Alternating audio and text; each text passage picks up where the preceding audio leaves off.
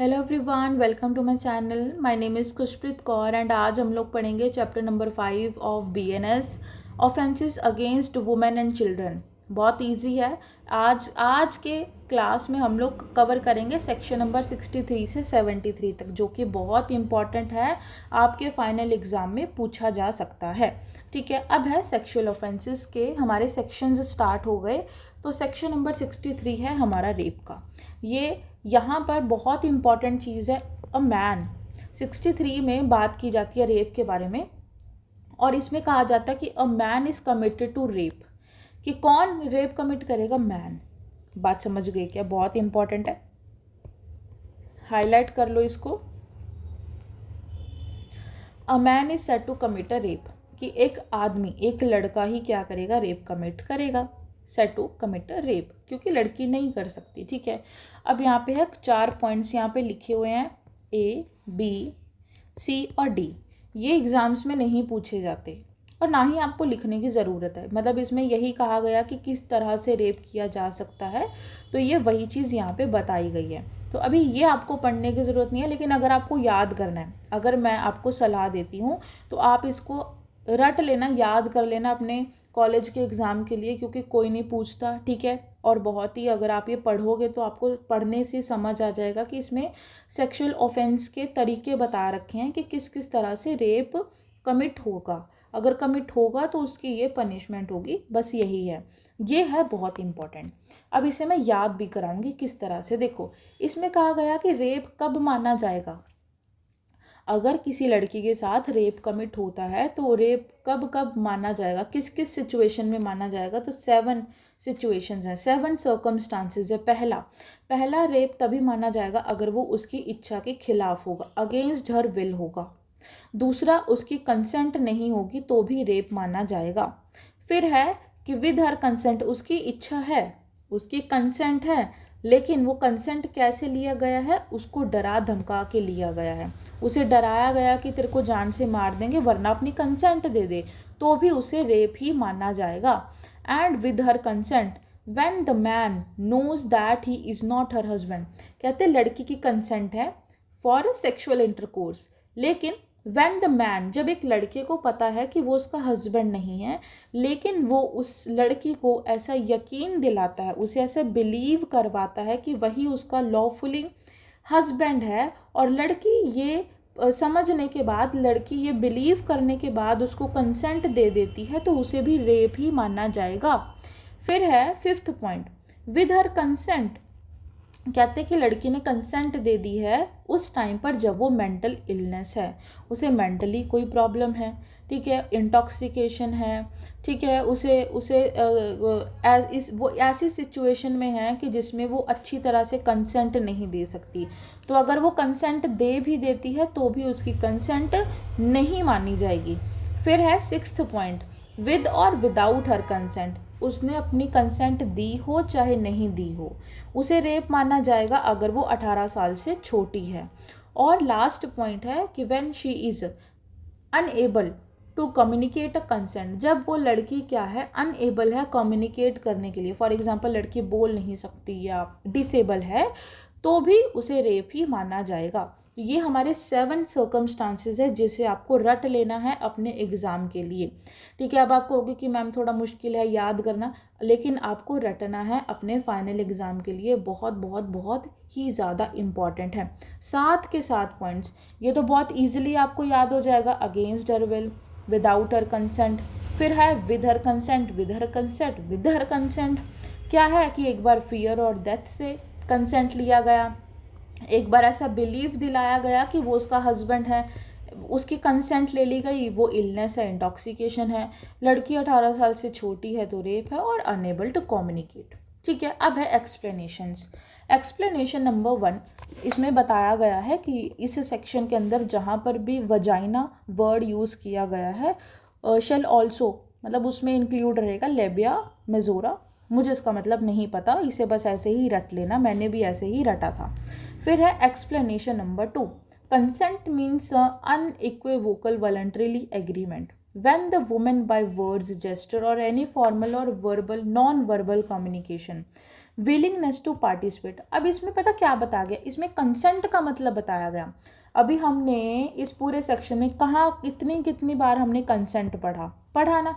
कहते कंसेंट का मतलब क्या है, consent means an unequivocal agreement. कहते हैं एक तरह का वो एग्रीमेंट है जहाँ पर लड़की क्या करती है, अपनी इच्छा जाहिर करती है बाय वर्ड्स, जेस्चर मतलब इशारा, वर्बली नॉन वर्बली किसी भी तरीके से कम्युनिकेट करती है अपनी इच्छा को फॉर स्पेसिफिक सेक्सुअल एक्ट के लिए, उसे कंसेंट कहा गया है।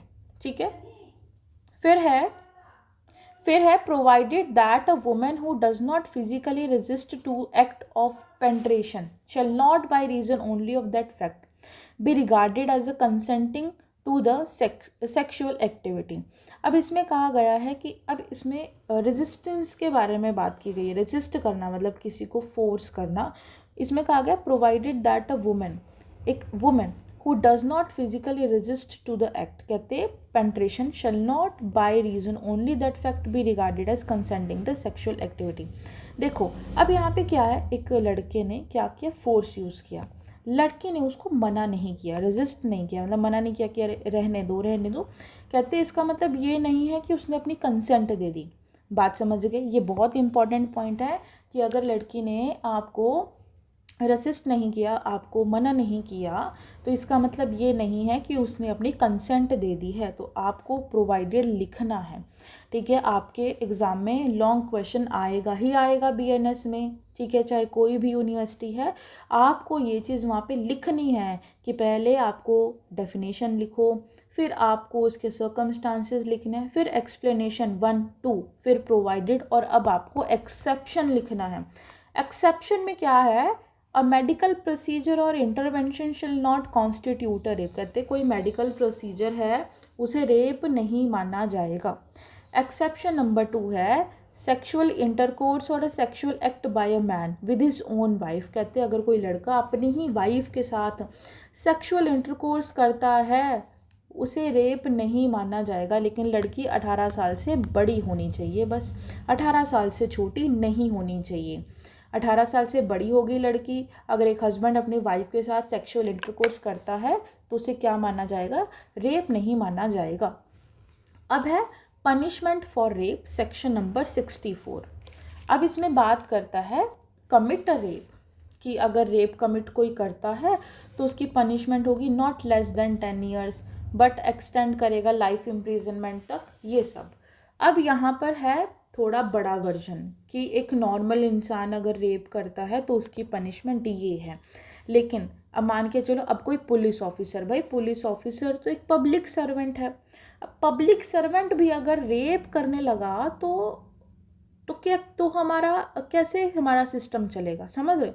तो यहाँ पे जो सेकंड क्लॉज है, सेकंड क्लॉज में यही सब चीज़ें बताई गई कि अगर रेप कमिट किया जाता है पुलिस ऑफिसर के द्वारा, मैं ये कलर चेंज करती हूँ, पुलिस ऑफिसर के द्वारा किया जाता है, पुलिस स्टेशन में किया जाता है, पुलिस ऑफिसर की कस्टडी में किया जाता है, पब्लिक सर्वेंट के द्वारा किया जाता है, आर्म्ड फोर्सेस के द्वारा किया जाता है, जेल के स्टाफ के द्वारा किया जाता है, रिमांड होम में किया जाता है, कस्टडी में किया जाता है, वुमेन चिल्ड्रंस इंस्टीट्यूशंस में किया जाता है। ठीक है, मैंने हॉस्पिटल के स्टाफ के द्वारा रेप कमिट किया जाता है, रिलेटिव के द्वारा, गार्जियन के द्वारा, टीचर के द्वारा, पोजीशन ऑफ ट्रस्ट के द्वारा। ठीक है, वायलेंस भी अगर किया जाता है, ठीक है, रेप किया जाता है कि जिस समय वो क्या है, प्रेग्नेंट है। ठीक है, रेप कमिट किया जाता है जिस समय वो इनकैपेबल है अपनी कंसेंट देने के लिए, एक कंट्रोल पोजीशन में है कोई लड़का, तो वहाँ पर भी अगर रेप कमिट किया जाता है तो ऑब्वियसली उसको पनिशमेंट मिलेगा।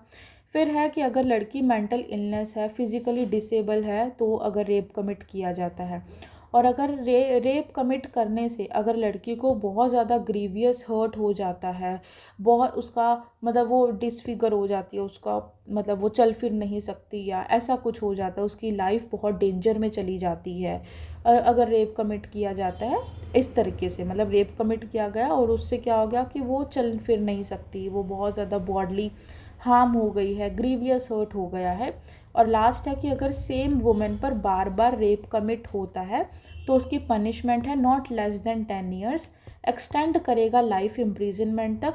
और लाइफ इम्प्रिजनमेंट का मतलब है नेचुरल लाइफ, और इसके साथ ही लायबल होगा फाइन के लिए भी। ये वाली जो पनिशमेंट है ये है इसके लिए, सेकंड क्लॉज के लिए। ये वाली जो पनिशमेंट है ये है इसके लिए। बात समझ गए?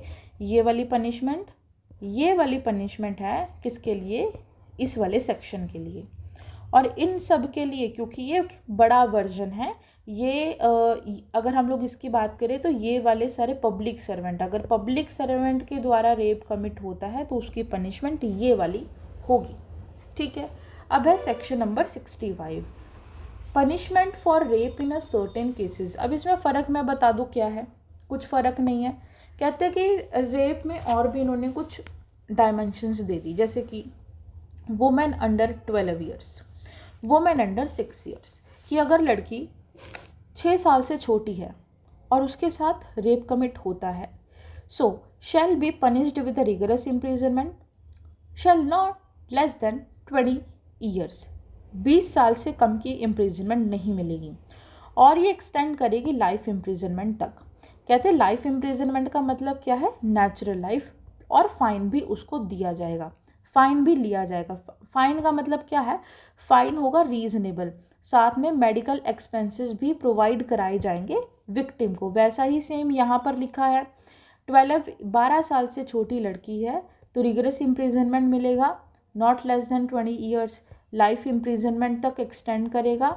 लाइफ इम्प्रिजनमेंट का मतलब है नेचुरल लाइफ, साथ में इसको फाइन भी पे करना होगा। फाइन जो होगा वो रीजनेबल होगा और मेडिकल एक्सपेंसेस प्रोवाइड कराए जाएंगे विक्टिम को। तो ये हमारा सेक्शन नंबर है 65। 66 हमारा बात करता है punishment for causing a death और resulting in a persistent vegetative state of victim. मतलब लड़की जो है ऐसी सिचुएशन में चली गई है कि वो फिजिकली डिसेबल हो गई है या बहुत ही ज़्यादा सीरियस सिचुएशन में चली गई है, सीरियस हो गई है, तो वहाँ पर क्या पनिशमेंट होगी? रिगरस इम्प्रिजनमेंट 20 साल से एक्सटेंड करेगा, लाइफ इम्प्रिजनमेंट होल लाइफ, और डेथ भी मिल सकती है। फिर है सेक्शन नंबर 67। 67 हमारा बात करता है सेक्सुअल इंटरकोर्स अगर किया जाता है हस्बैंड के द्वारा अपने ही वाइफ पर during a separation. For example court ने कह रखा है कि हस्बैंड और वाइफ क्या रहेंगे? सेपरेट रहेंगे, और उस दौरान क्या किया जाता है? एक हस्बैंड अपनी ही वाइफ के साथ करता है सेक्सुअल इंटरकोर्स, तो वहाँ पर उसकी सज़ा क्या होगी? Not less then 2 years, but extend करेगा 7 ईयर्स तक प्लस फाइन। ठीक है। तो कहते हैं यहाँ पर जो भी लिखा गया है clause A to D of section 63 sexual intercourse का मतलब यहाँ पे बताया गया, मतलब यहाँ पे जो भी सेक्सुअल इंटरकोर्स लिखा गया वो सब मेंशन किया गया है। आप देख लेना सेक्शन 63 में जो भी सेक्सुअल इंटरकोर्स है, मैं दिखा देती हूँ। ये इसकी बात कर रहा है, कहते हैं सेक्सुअल इंटरकोर्स का मतलब क्या है? ये है यहाँ पे जो लिखा है। ठीक है।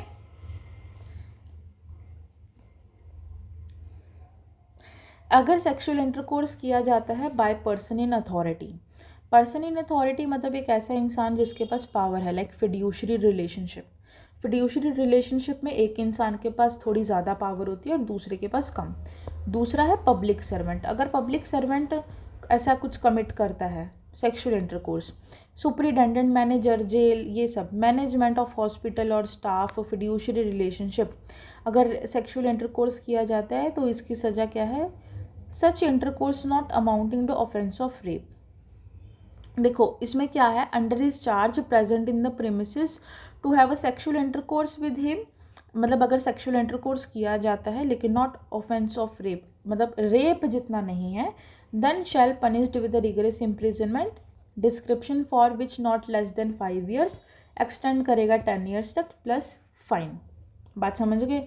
मतलब ये यहाँ पर बात हो रही है sexual intercourse but not amounting to rape.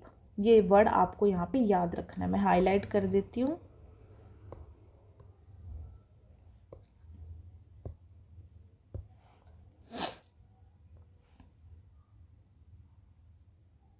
देखो अब इसमें क्या बात हो रही है, इसमें ये बात हो रही है सेक्सुअल इंटरकोर्स बाय एम्प्लॉइंग अ डिसीटफुल मीन्स। डिसीटफुल मीन्स का मतलब होता है धोखा देना। कि अगर एक लड़का लड़की के साथ क्या करता है, एक लड़की के साथ वादा करता है, प्रॉमिस करता है कि वो उससे शादी करेगा, लेकिन और यही प्रॉमिस करके वो क्या करता है, उससे सेक्सुअल इंटरकोर्स की कंसेंट लेता है और उसके बाद वो उससे शादी नहीं करता है, तो उसको कितनी पनिशमेंट मिलेगी, 10 साल की पनिशमेंट मिलेगी प्लस फाइन। बात समझ गए कि अगर क्या लिखा है, whoever by deceitful means or making by promise to marry to a woman without any intention to fulfilling them, उसकी इंटेंशन नहीं है शादी करना लेकिन वो फिर भी करता है, क्यों, ताकि वो सेक्सुअल इंटरकोर्स कर सके, not amounting to rape. Rape तक मतलब रेप जैसा बड़ा वर्जन नहीं है लेकिन पनिशमेंट उसको मिलेगी। फिर है गैंग रेप, बहुत इंपॉर्टेंट है, आपको इसका सेक्शन नंबर याद रखना है, बहुत बहुत बहुत इंपॉर्टेंट है। गैंग रेप का मतलब क्या है कि women is raped by one और मोर पर्सन, एक और एक से ज़्यादा पर्सन के द्वारा अगर रेप कमिट होता है in furtherance in the common intention, भैया सेम चीज़ आ गई, furtherance of a common intention, each person हर इंसान क्या हो जाएगा, लाइबल हो जाएगा रेप के लिए। और इसमें पनिशमेंट क्या होगी, rigorous imprisonment not less than 20 years, extend करेगा life imprisonment, natural life plus fine और मेडिकल एक्सपेंसेस भी प्रोवाइड कराए जाएंगे। इसमें क्या है, ये है 18 साल से प्लस के लिए, ये है 18 साल से छोटे बच्चियों के लिए कि अगर रेप कमिट होता है बाय वन और मोर पर्सन्स, ठीक है, constituting a rape acting in a furtherance of common intention, each of those persons, हर इंसान क्या होगा, लाइबल होगा रेप के ऑफेंस के लिए। इसमें है लाइफ इम्प्रिजनमेंट, पनिशमेंट मिलेगी, नेचुरल लाइफ का मतलब क्या है, नेचुरल लाइफ का मतलब क्या है, सॉरी लाइफ इम्प्रिजनमेंट का मतलब है नेचुरल लाइफ, फाइन मिलेगा, फाइन कितना पे किया जाएगा, अकॉर्डिंग टू मेडिकल एक्सपेंसेस पे किया जाएगा विक्टिम को। अब है रिपीट ऑफेंडर्स का पनिशमेंट, कि अगर फॉर एग्जांपल कोई बार बार इन ये सारे सेक्शंस के ऑफेंस रिपीट कर रहा है तो उसको डेथ की पेनल्टी दे दी जाती है, या तो लाइफ इम्प्रिजनमेंट दे दिया जाता है या फिर डेथ की पेनल्टी उसको दे दी जाती है।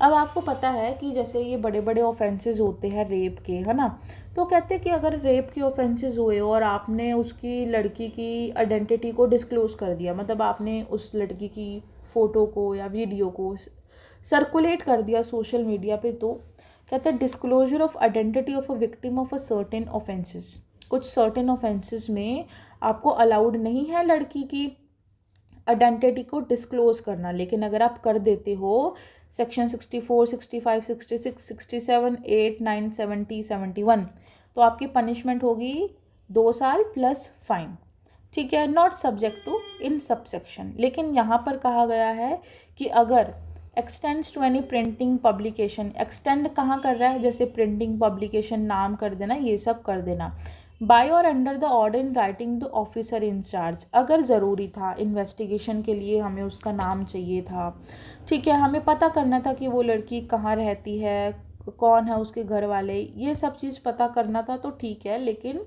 अदरवाइज़ आप उसका पब्लिकेशन नहीं कर सकते हो। बात समझ गए। फिर वैसा ही सेम सेक्शन है 73 में कहा गया कि कोर्ट की प्रोसीडिंग के बारे में आप नहीं बता सकते, जैसे मीडिया वाले होते हैं, अब कोर्ट में क्या प्रोसीडिंग चल रही है उसके बारे में आप बाहर नहीं बता सकते, तो प्रिंटिंग और पब्लिकेशन नहीं कर सकते कोर्ट की किसी भी प्रोसीडिंग के बारे में बिना किसी परमिशन के। जैसे कोर्ट में केस चल रहा है रेप का, तो आप उसके बारे में कोई भी प्रिंटिंग और पब्लिकेशन नहीं कर सकते कोर्ट की परमिशन के बिना। अगर करना है तो कोर्ट का परमिशन चाहिए, लेकिन अगर आप कर देते हो तो इसमें आपकी पनिशमेंट होगी 2 साल एंड फाइन, 2 साल प्लस आपको फाइन भी पे करना पड़ेगा। तो आज की क्लास में हम लोगों ने सेक्सुअल ऑफेंसेस को कंप्लीट कर लिया है फ्रॉम सेक्शन 63 to 73, ठीक है, and thank you so much, bye bye.